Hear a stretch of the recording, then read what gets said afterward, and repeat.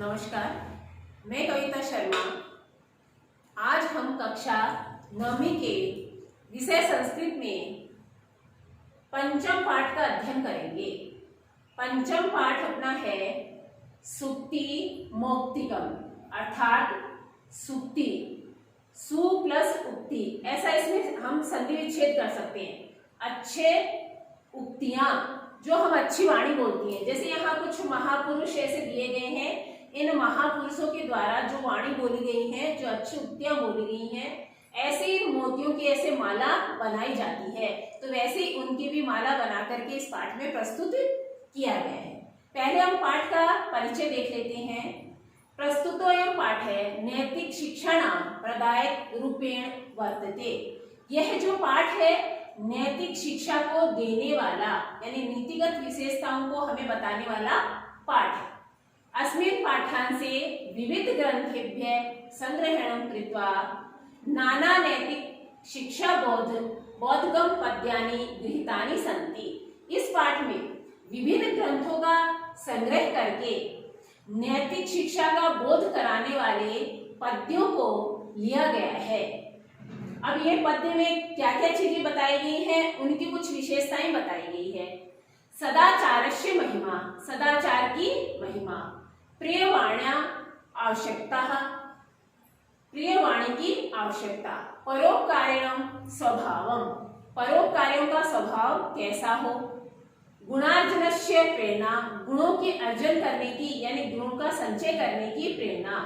मित्रायः स्वरूपम, मित्र का स्वरूप कैसा हो। श्रेष्ठ संगतः प्रशंसा, अच्छी संगति की प्रशंसा। तथा च सत्संगते प्रभाव इत्यादिनां विषयाणां निरूपणम् अस्ति। सत्य संगति, अच्छी संगति के क्या प्रभाव होते हैं आदि विषयों का यहाँ निरूपण किया गया है, या विषयों को यहाँ उल्लेखित किया गया है। संस्कृत साहित्ये नीति ग्रंथानां समृद्धा परंपरा दृश्यते। संस्कृत साहित्य के नीति ग्रंथों में समृद्ध परंपरा दिखाई देती है। यानी हमारे संस्कृत साहित्य में जो है नीति का विशाल जो है ग्रंथ है, और उन विशाल ग्रंथ में हमारी जो परंपरा है बहुत अधिक दिखाई देती है। तत्र प्रतिपादित शिक्षाणाम अनुगमनं कृत्वा जीवन साफल्यं कर्तुं शक्नुमः। हमें अब यहाँ जो प्रेरणा दी गई है, जो बातें बताई गई हैं सदाचार की, प्रियवाणी की, ऐसी उन सबको हम उनकी शिक्षाओं का अनुगमन करते हुए अपने जीवन को सफल बनाने में सक्षम है। हम अपने जीवन को इनको पढ़ करके सफल बनाएं, ये शिक्षा हमें यहाँ से मिलती है। अब हम इस पाठ का जो सुक्ति मौक्तिकम है उसका अध्ययन करेंगे। ये अपना पहला श्लोक है। पहला श्लोक है वो मनुस्मृति में से लिया गया है। जब हम प्रसंग लिखेंगे, प्रसंग में हमें इसको ध्यान रखना है कि हमारा पहला श्लोक कहाँ से लिखा गया है, लिया गया है मनुस्मृति में से। तो अपना ये श्लोक क्या है, इसको थोड़ा सा हम वाचन करते हैं। वृत्तं यत्नेन रक्षेत वित्तम एति च याति च क्षीणो वित्ततः क्षीणो वित्ततस्तु हतो हतः। अब हम इसका अन्वय देखेंगे। अन्वय सरलार्थ इसलिए इसे लिखा गया क्योंकि आगे सरलार्थ है इसका। अन्वय, अब अन्वय करना इसलिए आवश्यक है क्योंकि यहाँ जो पद्य भाग रहता है उसमें क्या है, कर्ता क्रिया कर्म विभिन्न जगह लिखे रहते हैं। कहीं कर्ता नहीं होता है, कहीं क्रिया नहीं होती है, तो इसको व्यवस्थित हमने यहाँ लिखा है। जैसे वृत्त यत्नेन रक्षेत वित्तम एति च याति च वित्ततः क्षीणः क्षीणः भवति। अब ये भवति जो शब्द है वो यहाँ इस श्लोक में नहीं है, लेकिन हमें इसका अर्थ करते हुए जिस पद की आवश्यकता हुई है, यानी कर्ता की या क्रिया की इनकी आवश्यकता होती है, उस पद को हम क्या करते हैं, कोष्टक में लिख देते हैं। वित्ततः क्षीण, अब क्षीण यहाँ पहले आ गया है, उसी पद को हमें वापस उसमें लेना है, इसलिए हमने उसको कोष्टक में लिखा है। तू हतः हतः। हम एक बार एक एक शब्दों के अनुसार इसके अर्थ देते हैं। वित्त यत्नेन रक्षित, वृत्त कहते हैं उसको अपने चरित्र को यत्नेन रक्षेत, यत्न पूर्वक रक्षा करनी चाहिए। हमें चरित्र की यत्न पूर्वक रक्षा करनी चाहिए। वित्तम एति च याति च, वित्तम कहते हैं धन को, धन एति च याति है, जाता है और आता है। धन तो जाता है आता है, लेकिन वृत्त जो हमारा चरित्र है उसकी हमें रक्षा किस प्रकार करनी चाहिए? यत्न पूर्वक प्रयत्न पूर्वक। वित्ततः क्षीण है, क्षीण है भवति, वित्ततः यानी धन के, क्षीण क्षीण होने पर या नष्ट होने पे, क्षीण भवति मनुष्य नष्ट नहीं होता है, लेकिन वृत्ततः चरित्र के क्षीण नष्ट होने पर तू हत मनुष्य नष्ट हो जाता है। यानी धन की अगर हम रक्षा नहीं कर पाए, धन चला गया तो आ जाएगा, लेकिन यदि चरित्र एक बार चला गया तो कभी भी वापस नहीं आता है। तो हम इसका एक बार वापस अर्थ देखते हैं। अब इसका हिंदी अनुवाद हम ठीक प्रकार देखेंगे, क्योंकि हम इसको इस प्रकार कर लेंगे तो हम परीक्षा में ठीक प्रकार कर भी पाएंगे। मनुष्य को आचरण की प्रयत्न पूर्वक रक्षा करनी चाहिए, धन की नहीं, क्योंकि धन की प्रयत्न पूर्वक रक्षा नहीं करें, चला गया ठीक है कोई बात नहीं है, धन तो आता है और चला जाता है। धन के नष्ट हो जाने पर मानव का कुछ भी नष्ट नहीं होता है, क्योंकि परिश्रम करेगा फिर सफलता मिलेगी, फिर वापस वह और अर्जन कर सकता है धन का। लेकिन चरित्र के नष्ट हो जाने पर मानव मरे हुए के समान हो जाता है, यानी मरने से भी बदतर हो जाता है, क्योंकि मरने पर तो यह है वो आदमी मर गया उसका दाह संस्कार हो जाएगा, लेकिन वो जीते जी अपने दाह संस्कार भी नहीं कर सकता है ऐसा, तो अर्थात उसका सब कुछ नष्ट हो जाता है। इसलिए हमें चरित्र की रक्षा करनी चाहिए। ये अपना प्रथम श्लोक था। जैसे यहाँ हम अब देखेंगे दूसरा श्लोक। ये दूसरा श्लोक है अपना, यह विदुर नीति में से लिया गया है। ये चीज हमें ध्यान रखनी है कि यह किससे लिया है? विदुर नीति में से। अब इसका हम क्या करें? वाचन करेंगे। श्रूयताम धर्म सर्वस्वं श्रुत्वा च एव अवधर्यताम आत्मानः प्रतिकूलानि परेषां न समाचरेत्। अब इसका हम अन्वय देखते हैं। धर्म सर्वस्व श्रूयताम श्रुत्वा च एव अवधार्यताम आत्मानः प्रतिकूलानि परेषां न समाचरेत्। धर्म स्वर यानी धर्म के, धर्म जो ग्रंथ है सब कुछ जो धर्म का है, जैसे यहाँ हमने देख रहे हैं अपने क्या है, चारों वेद है, यजुर्वेद, सामवेद, अथर्ववेद और ऋग्वेद। ऐसे ही बहुत सारे धार्मिक ग्रंथ है जो हमारे हिंदू धर्म में ऐसे रहते हैं। तो धार्मिक जो हमारे शास्त्र वगैरह हैं उनको हमें क्या? श्रुत्वा सुनना चाहिए, श्रूयताम यानी सुनना चाहिए, श्रुत्वा च और उनको सुनकर के, एव अवधार्यताम और उसको अपने मन में धारण भी करना चाहिए। केवल हम धर्मशास्त्रों को सुन ले और एक कान से सुने और दूसरे से निकाल दें, ऐसा नहीं होना चाहिए। हम पहले तो उसको सुने, सुनकर के क्या करें? उसको अवधार्यताम उसकी अवधारणा करें, मन में उसको धारण करें। आत्मानः प्रतिकूलानि परेषां न समाचरेत्। जैसा हम अपने आप को चाहते हैं कि मेरे से कोई ऐसा व्यवहार करे, तो प्रतिकूलानि दूसरे व्यक्तियों से भी हमें वैसा ही व्यवहार करना चाहिए जैसा हम स्वयं के लिए चाहते हैं। अब हम इसका अर्थ देखेंगे। जैसे ये हिंदी अनुवाद है इसका दूसरे श्लोक का। धर्म अर्थात कर्तव्य के सार को, यानी धर्म ग्रंथ जो भी है हमारे कर्तव्य के अनुसार जो भी हमें तत्व मिलते हैं वो कर्तव्य के सार को सुनो और सुनकर उसे व्यवहार में धारण करना चाहिए। जैसे मान लो आज मैंने ज्ञान तो दे दिया कि तुम्हें सत्य बोलना चाहिए, लेकिन मैं सत्य नहीं बोलूं, लेकिन मैं सत्य बोलूं ये हमने सुना है, तो मेरे मन में भी होना चाहिए कि मुझे सदैव सत्य बोलना ही है चाहे कुछ भी हो। तो ऐसे उस चीज को क्या है हमें धारण करना चाहिए। अपने विपरीत अर्थात जो आचरण या व्यवहार व्यक्ति को स्वयं के प्रति पसंद न हो ऐसा आचरण ये कहलाता है अपने विपरीत के लिए। दूसरों के साथ व्यवहार में नहीं लाना चाहिए, यानी जैसा हम व्यवहार स्वयं के लिए चाहते हैं वैसा ही हम दूसरों से अच्छा व्यवहार करें। क्या हम ऐसा चाहते हैं हम तो सबसे बुरा व्यवहार करें, दूसरा हमसे नहीं करे? ऐसा कदापि नहीं होगा। यदि हमने अच्छा व्यवहार किया तो हम ये चाहें कि दूसरा भी हमसे ऐसा ही करे। इसके लिए हमें यही करना पड़ेगा।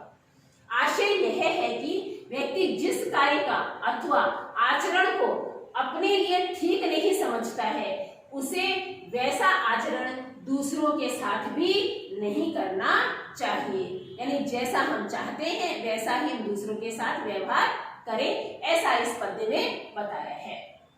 अब हम इसका तीसरा पद्य देखते हैं। तीसरा पद्य हमारा लिया गया है चाणक्य नीति से। अब चाणक्य नीति से लिया गया है, तो हम देखते हैं यहाँ चाणक्य के द्वारा शिक्षा दी जा रही है, उसके अनुसार है इसमें। तो इसका हम वाचन करते हैं पहले। प्रिय वाक्य प्रदानेन सर्वे तुष्यन्ति जन्तवः, तस्मात् तदेव वक्तव्यं वचने का दरिद्रता। अब हम इसका अन्वय देखेंगे। सर्वे जन्तवः प्रिय वाक्य प्रदानेन तुष्यन्ति, तस्मात् तत् एव वक्तव्यम वचने का दरिद्रता। ये प्रश्नवाचक चिन्ह लगाया हुआ है। सर्वे जन्तवः है यानी सभी प्राणी, जंतु का मतलब यहाँ क्या हो गया, सभी प्राणी से। तो सभी प्राणी प्रिय वाक्य प्रदाने तुष्यन्ति, सभी प्राणियों को अच्छे मीठे वाक्यों के द्वारा उनको प्रदान करके अर्थात अच्छे मीठे वाक्य बोल करके तुष्यन्ति संतुष्ट करते हैं। यानी हम सभी प्राणी जो हैं उनको प्रिय वाक्य बोल के संतुष्ट करते हैं। तस्मात् तत् एव वक्तव्यम, तो हमें उसके अनुसार बोलना चाहिए। कैसे, यानी हमें वैसे ही वचन बोलने चाहिए। कैसे, प्रिय वचन बोलने चाहिए। वचने का दरिद्रता यानी बोलने में कैसी दरिद्रता, वचने दरिद्रता का यानी बोलने में कैसी दरिद्रता। हम बोलने में ऐसा संकट क्यों लाए, कम से कम हमें बोलना है तो हम मीठी वाणी का ही प्रयोग करें ना।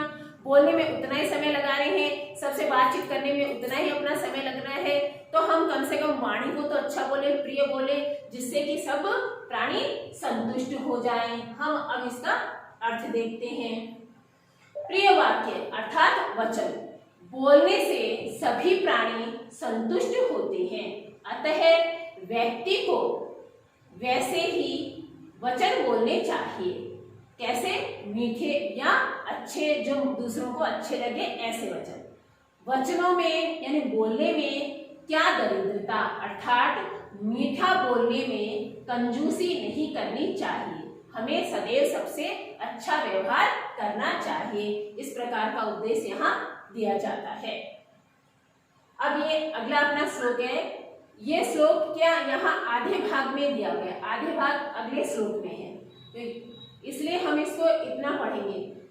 पिबन्ति नद्य स्वमेव न अम्ब, स्वमेव न खादन्ति फलानि वृक्षाः। अब इसी का हम क्या अन्वय देखेंगे।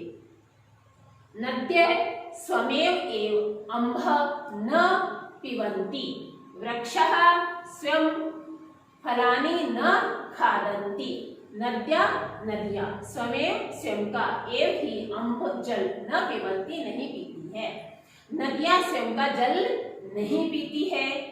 वृक्षा स्वयं फलानि, वृक्ष जो है स्वयं के फलानि फल न खादन्ति नहीं खाते हैं। जैसे यहाँ दिया गया नदियां जल बह रही है, क्या ये स्वयं अपना जल पीती है, क्या नहीं।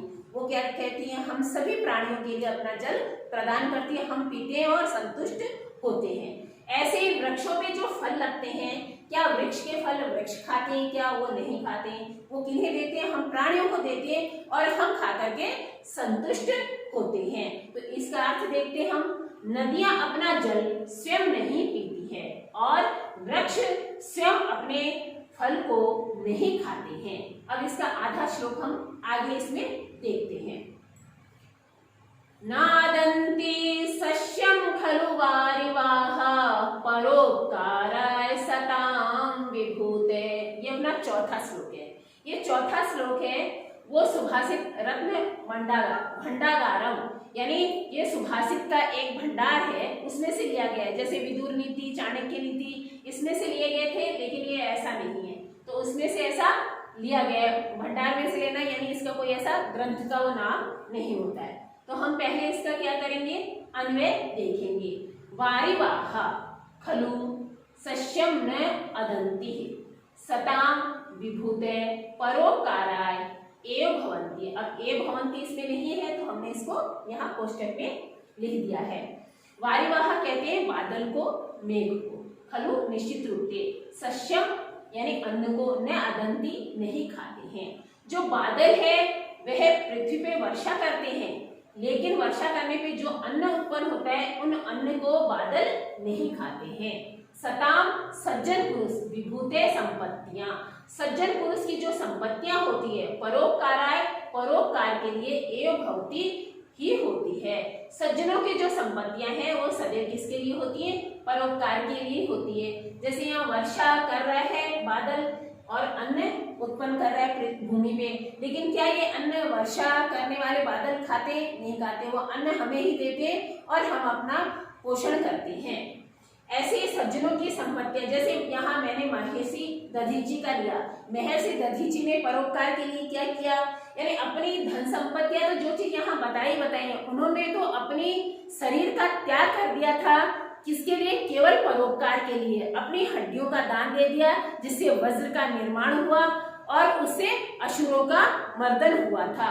तो ऐसे हमारे जो सज्जन पुरुष हुए हैं उनकी तो सारी संपत्तियां किसके लिए होती हैं?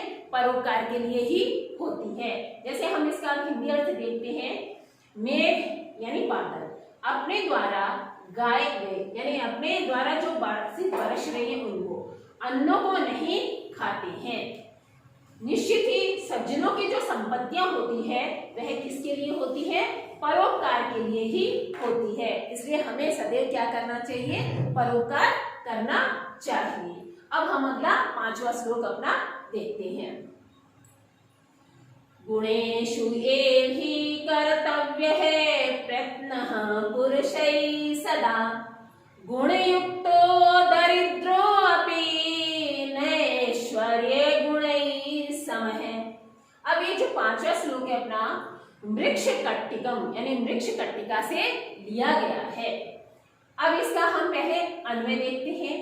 पुरुषै सदा गुणेषु एव ही प्रयत्नः कर्तव्यः, गुणयुक्त है दरिद्र है अपि अगुणै ईश्वरै समः न।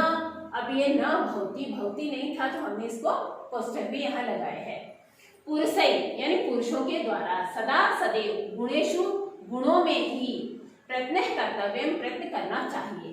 यानी पुरुषों को सदैव गुणों का अर्जन करने में प्रयत्न करना चाहिए। यानी हम गुण को ही समाहित करें ऐसा हमारा प्रयत्न रहना चाहिए।